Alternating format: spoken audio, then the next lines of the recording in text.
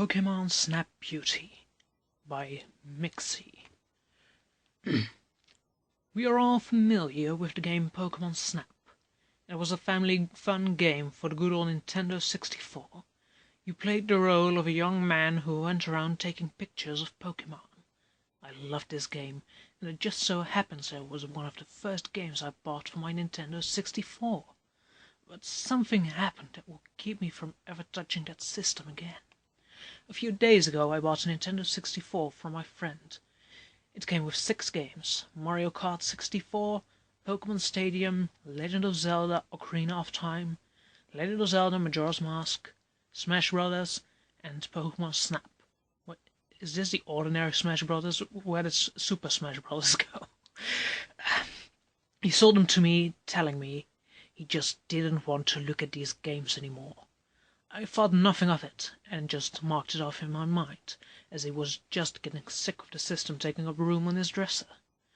I started playing Pokémon Snap first. When that familiar Nintendo 64 logo came up, I about creamed myself in pure nostalgic bliss. Okay, too much information. Then the startup screen came on. I noticed that the last save was made only about a week ago. I figured my friend wanted to play one last round to say goodbye to the system. I opened the file to see how far he had gotten when I noticed some strange things about the game. Prof. Oak was not standing in the normal lab I remembered. The background was lined with blackened marks, and the windows were broken in. The outside was a dismal grey, looking almost overcast. His dialogue did not match the cheery attitude I remembered.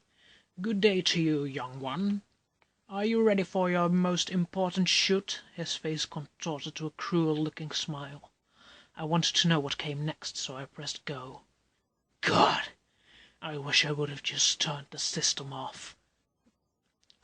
The overworld map looked wrong. The landscape was not a lush green and brown, but a muddy brown and red, almost like fire. My friend had beaten all of the tracks, so I could select any of them, and pick the beach. If only I would have just turned off the system. The startup was the same animation, my character reading from his camera and switching to a first-person view. Fuck hell, I'm reading this kind of story. The whole track was dark, and it seemed to be almost completely abandoned. The cheery music did not play. The only sound was that of my vehicle going down the track, and the wind blowing. I turned my first corner, and what I saw is still fresh in my mind. Bodies were strewn all across the screen. The Meowth that comes running from the grass was on the tracks. I figured the cart would just stop like it normally does when something obstructs its path, but I just ran over him. The worst part was the sound, the squish of meat, the crack of bones. The sound was not that of the crappy quality that I was used to either. It sounded real, like it had been recorded and broadcasted into my game. I looked back to see if the Meowth was still there, and now Pidgeys were eating him. They pecked out his eyes and continued to devour his body. I don't know what drove me to take a picture, but I did. I wanted to just reach out and flick the power switch, but something compelled me to continue the game. I came to the part where the Snorlax normally was, but instead of a comedic sleeping giant I found him mourning over a dead Pikachu in his arms. Once again, some sick notion inside me forced me to take this picture. I came to the part where normally a Meowth would be gusted by Pidgey, but the only thing I saw was 2 dead Pidgeys.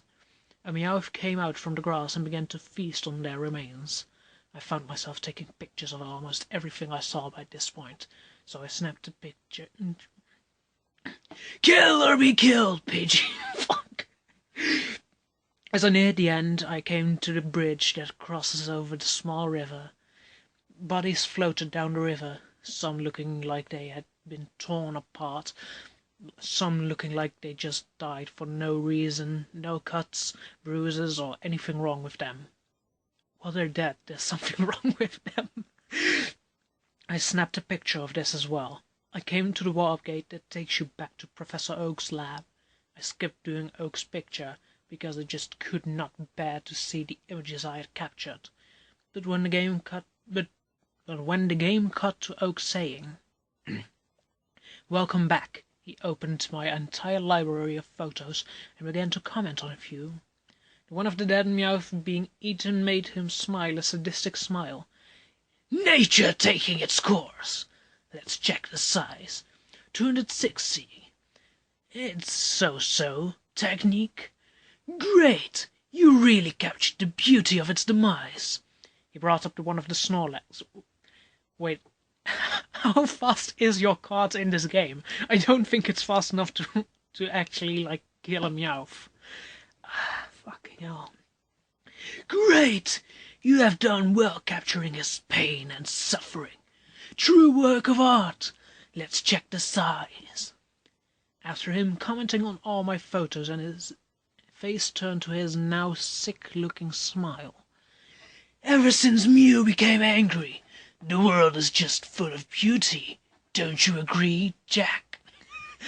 I was given the option of yes or no, but when I clicked no, he would just say, "Are you sure?"